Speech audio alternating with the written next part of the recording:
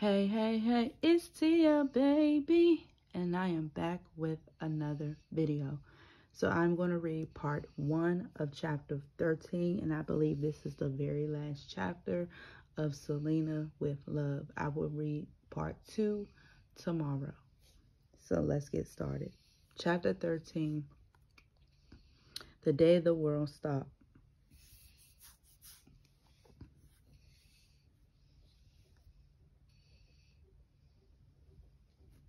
What we didn't know, of course, was that the cancer growing while we went on with our lives. Oompa seemed to be everywhere now, determined not to just have a finger in every pie, but her whole hand. She had become so involved in running the boutique that Selena had given her complete access to all checking and credit card accounts. Honestly, it was probably Martin Gomez, the fashion designer working closely with Selena on her clothing designs, who first started noticing something off with Oompa. He would bring little things to Selena's attention, examples of how Oompa was manipulating people or trying to control too many aspects of the building. Martin told us that some of the other employees in the boutiques were having run-ins with Oompa and were threatening to quit. She's mean and controlling, he told Selena. There's a lot of tension at work. She yells at my seamstress and even at me. I don't think I can work under these conditions. It was true that when Selena first started the boutiques, she had friends working for her. Oompa had slowly gotten rid of Selena's friends. Now, according to Martin, Oompa had also started telling people that they shouldn't call Selena directly anymore. They should call her instead. She was acting more like Selena's bodyguard than a personal assistant. When one of Martin's seamstresses went to Oompa's house to pick something up, she had been startled to discover that the walls were covered with Selena photos. I just think it's kind of weird how Oompa is trying to get in between you and everybody else, Martin told Selena. She's obsessed with you, and I'm a little scared of her. Martin's concern should have been a red flag for us. As always, though, Selena and I were so busy that we overlooked all of the things showing us that Oompa was truly becoming unhinged. Truthfully, Martin was opinionated, like most artists, and we figured that, like most artists, he didn't want anyone telling him what to do. When it came to Oompa and Martin and their conflicts, we really didn't think there was anything going on beyond a couple of people having too much attitude and going at each other. Selena, meanwhile, still trusted Oompa. In fact, she was glad to have Oompa take calls and otherwise run interference for her at the boutiques. She even gave Oompa a key to our house. In addition to keeping up with her intense performance schedule, Selena was becoming more and more determined to get her clothing factory and boutique up and running in Mexico, and Oompa was helping her. Since Oompa was fluent in Spanish, she would go into the business meetings in Mexico with Selena, something I would have been useless at, since I neither spoke Spanish fluently nor had much knowledge about the fashion industry. So like I said in the videos like ages ago, that was a big mistake for her to give her a key to her house, her personal house, especially when the seamstress saw a mural of Selena all over her apartment. Now, the book never specified if the seamstress or Martin told told Selena that there was pictures all over her walls. If they did, I don't understand why Selena would not have thought that that was kind of weird, or felt like that was something to investigate. Because even, like, for example, even if we all have crushes on celebrities, and we all in life have had posters of our favorite celebrities, whether it's, male or female, but and you may have like maybe maybe 2 to 3 posters of the same celebrity. But when it gets to the point where it's covering wall to wall, it's a little bit, it's not even a little bit, that's crazy. It's obsessed. That's like, okay, you're over the top. You're bat crazy. Like something is not right in the mind, because you can't be that much in love with one person to the point where you got to have the whole wall plastered with pictures of that one person. That's why I said I don't think they told her, but if they didn't, they should have. And if they did, I don't know why Selena didn't think that was alarming. I mean, come on, Selena cannot be that blinded by her actions just because she's her friend. Even if I had a friend and I was told that my friend had pictures of me all over the wall, I would get scared. I would be scared. I would like, show me.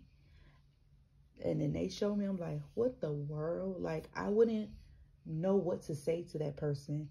I would want to get away from that person. But I would also want to know why. Like, why do you have murals of me everywhere on your wall? Like, explain that. Like, that's not cool. I will slowly remove myself from that person completely, because now I'm not meaning slowly, like take my time, but slowly, like gently. Like, I don't want to alarm the person, but I would gently just start distancing myself and changing everything. Whereas like not having that person access to my stuff, because it's like that's a bit extreme. But let me go on, because I'm going off topic. Gradually, though, even Selena and I started noticing that Uma was being clingier and odder. Whenever Selena was in San Antonio, Uma would try to insist on going everywhere with her. Or Uma would call Selena at all hours and tell her, we have to go to Monterey because so-and-so wants us to have a meeting. We have to go right now. Then she would get irritated because Selena wouldn't jump when she said jump. Selena, though, was loyal, especially to anyone in her close circle of family and friends. She tried to shield Oompa for a long time when Martin said that certain employees were complaining about Oompa. Selena responded, those people are probably only complaining because Oompa is the boss and they don't want to listen to her. Besides, Oompa always did everything in her power to make what seemed like her undying devotion to Selena abundantly clear, especially when she gave Selena a ring shaped like the I don't know how to pronounce that. Faberge? I don't know. I think that's French. Egg. Faberge, I guess. Eggs Selena collected. She had gotten her first one a couple of years earlier. On one of our trips to Miami.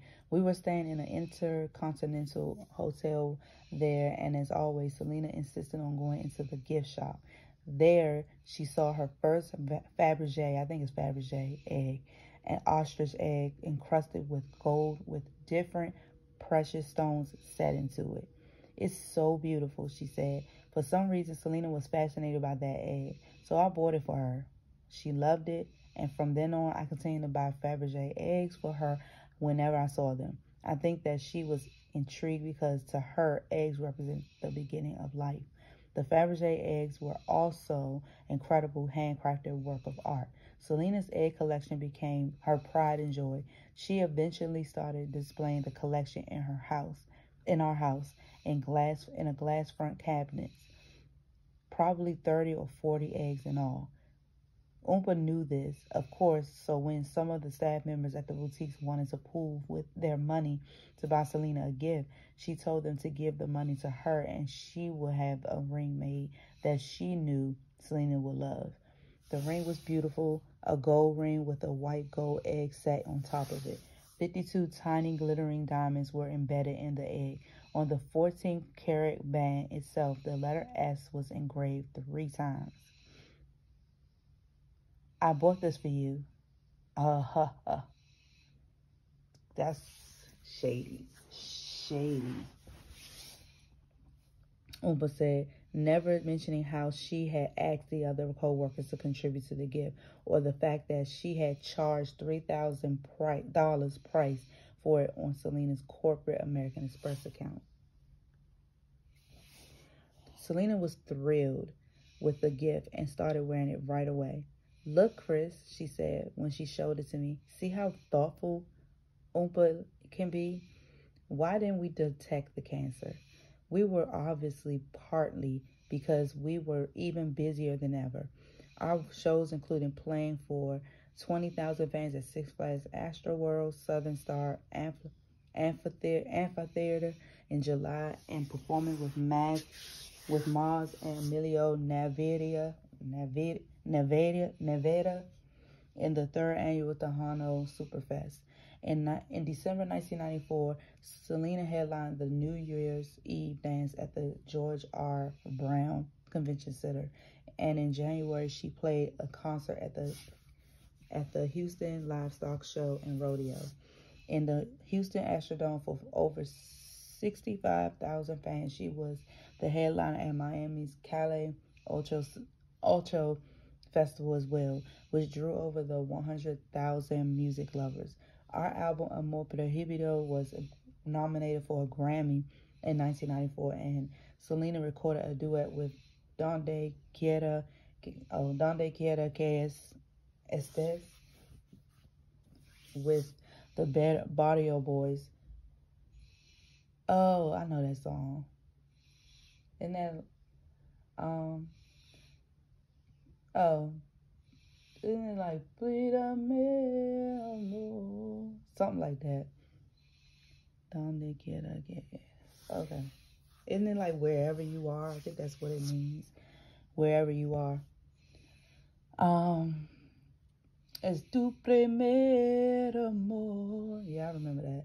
That hit #1 on Billboard's Hot Latin Tracks because I did a video on the guy who was in that group, and he eventually became a backup dancer for Selena, which was odd to me because I'm like, you had your own group, and I assume he was the leader of the group because he was everywhere, all in the, in the scene when he was a part of that group, and then you quit the group to be in a backup dancer for Selena. Like, I don't know what that was about.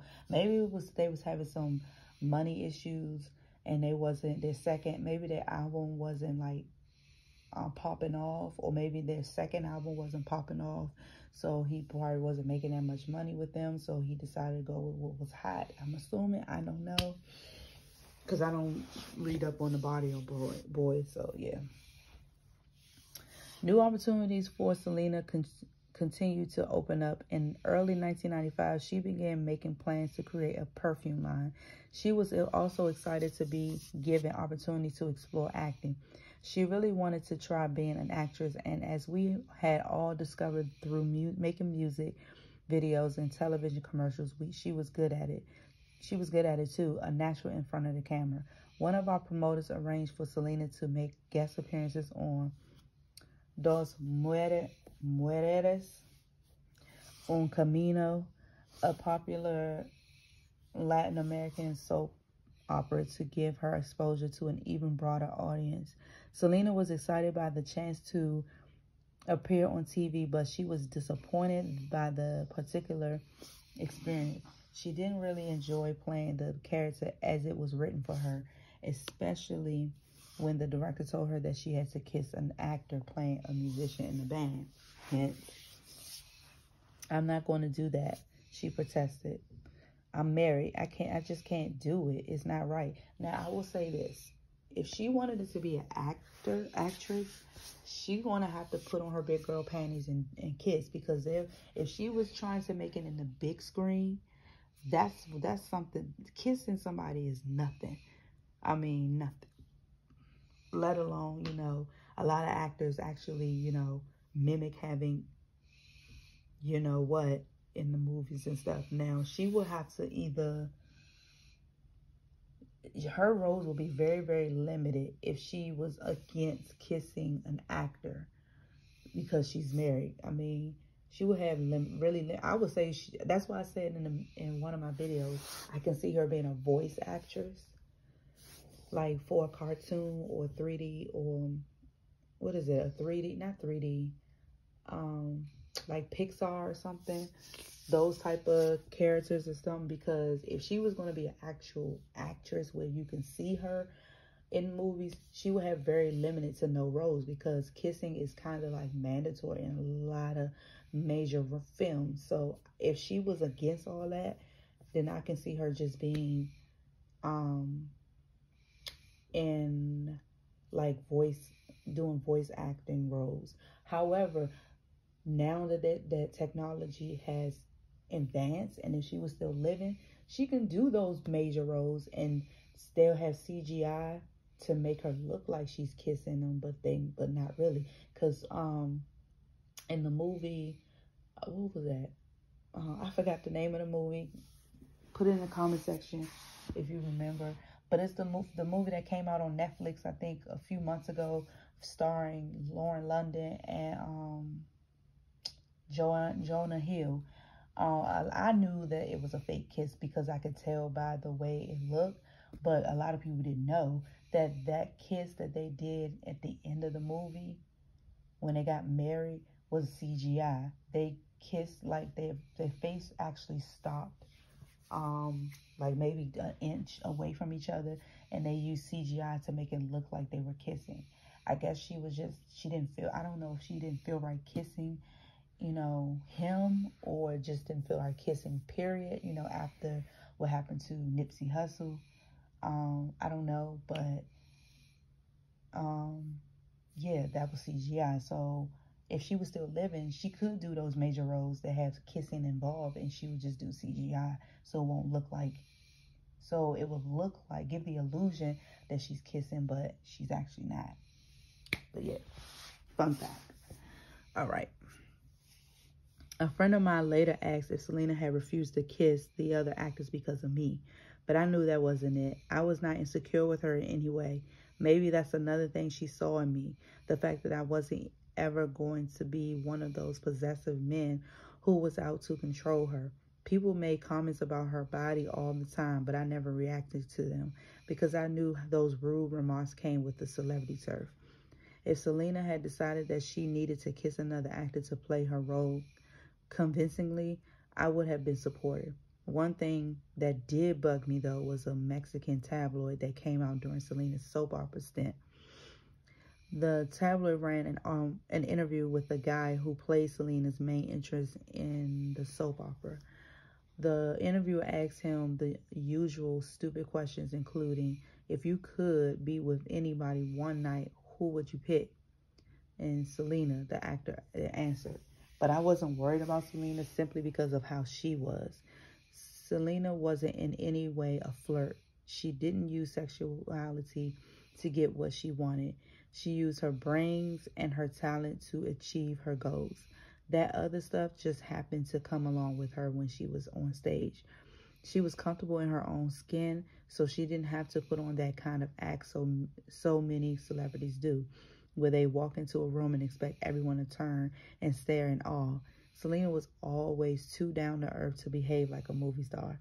Selena's second acting experience was much more fun than the first. She was asked to play a small part as a mariachi dance singer in the movie called Don Juan DeMarco, which I do have that movie, and starring Faye Dunaway, Johnny Depp, and Marlon Brando. We were really excited about this, not only because it was an opportunity for Selena to be seen by many moviegoers who probably had never listened to Tejano music in their lives, but because of the high caliber of the actors involved. We flew to Los Angeles, where the scene was filmed in the Biltmore Hotel, and when we arrived, Selena was really cool and calm. I was the one freaking out.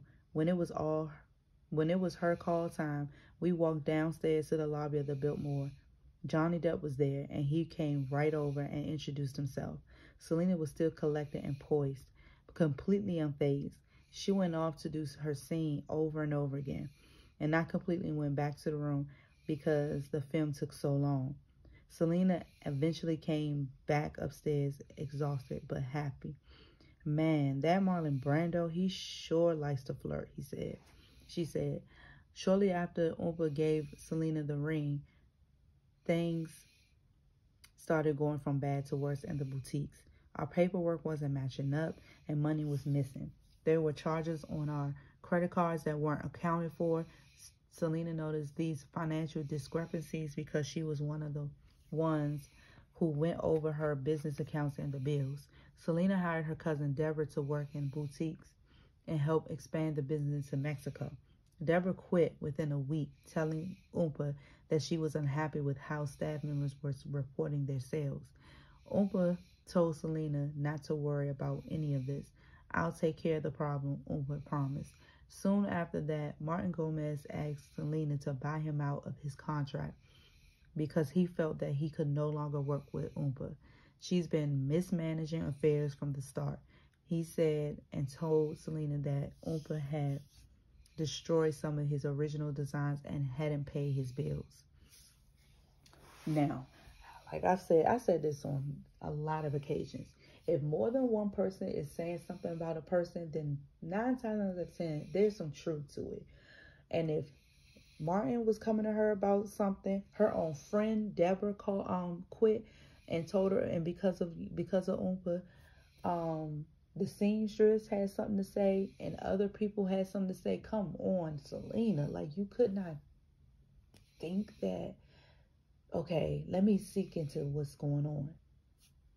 I mean, I know sometimes it's hard to feel that way when somebody that you thought you trust, but it's not like that she known Oompa of a long time. I mean, they've only known each other for maybe a couple of years when this happened, and it's like these people, they've been in her life longer than Oompa, and the fact that she did not really believe them at first is kind of like messed up in a way, because it's like, you know these people longer than her. Why are you not taking heed of what they're saying? I mean, I don't know. I'm not going to touch that too much because I wasn't there. So maybe she did, but she was just maybe too busy to really handle it. And so she just trust her because she just didn't feel like dealing with it. I don't know. But I'm going to read this page. I'm going to read the last 2 pages for the night. So I guess it'll be a part 3. And then I'll read part 2 tomorrow. And then I'll read part 3 on Wednesday, and which will be the very last part of the book. So that's what I'm going to do. All right. Both stores began to suffer losses. Oompa fired anyone she didn't like. So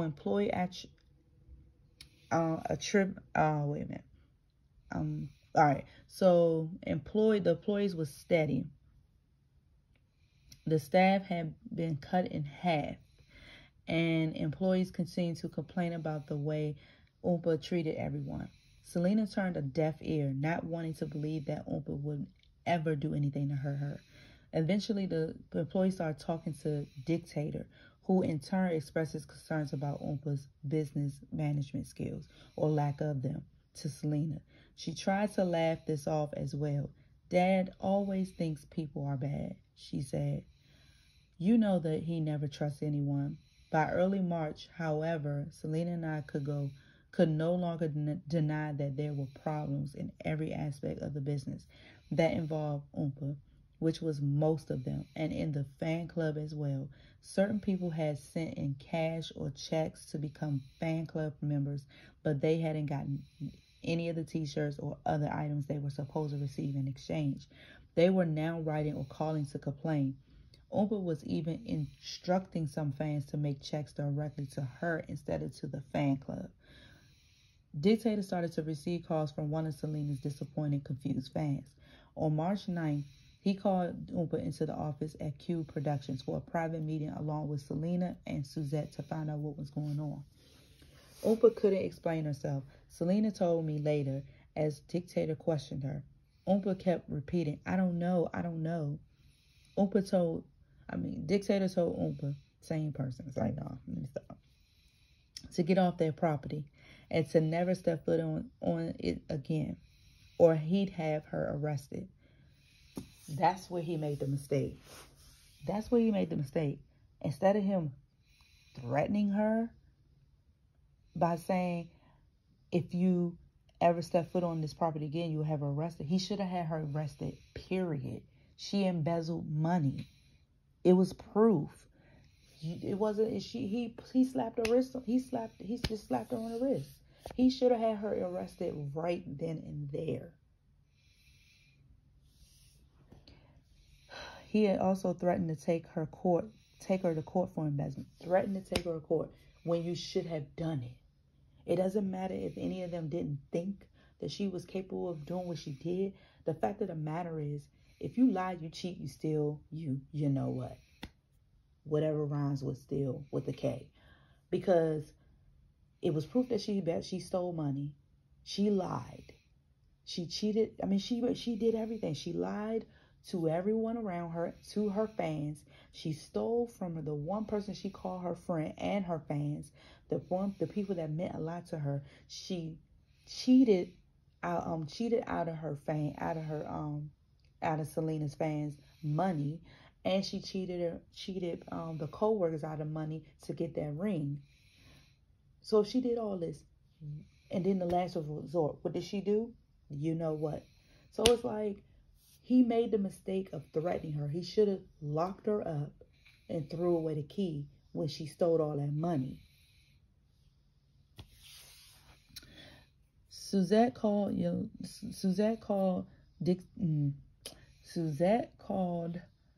Oompa a thief and a liar, and said that she was disgusted that a woman she had trusted enough to have her participate in her wedding had been doing this to the family, and especially to Selena, who had been so good to her.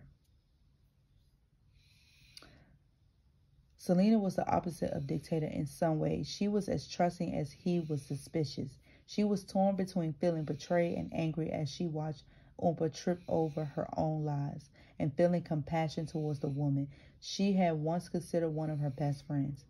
I think that in many ways, Selena couldn't believe what she was seeing as Yolanda's unraveled right in front of us. However, by this point, she too was ready to sever all ties with her former friend. But first, she wanted Oompa to return the missing paperwork. The fan club had been her breaking point. To Selena, her fans were her family, and now her family had been hurt. So I'm going to stop here, and I'm going to read part 2 of chapter 13 tomorrow. But before I end this, I'm like, she should have, even though she wanted the paperwork, and I get it for tax purposes, but that's when you should get the police involved and have them give a search warrant and have them retrieve the documents for her. But I get she wants to remain humble and remain like a normal civilian, but you are a superstar now. You have to have protection because people aren't who they say they are. And that's when she should have got the police involved to retrieve those documents for her. That's just my honest opinion. But nothing we can do about that now. But yeah, I'll be back with another video for part 2. Peace.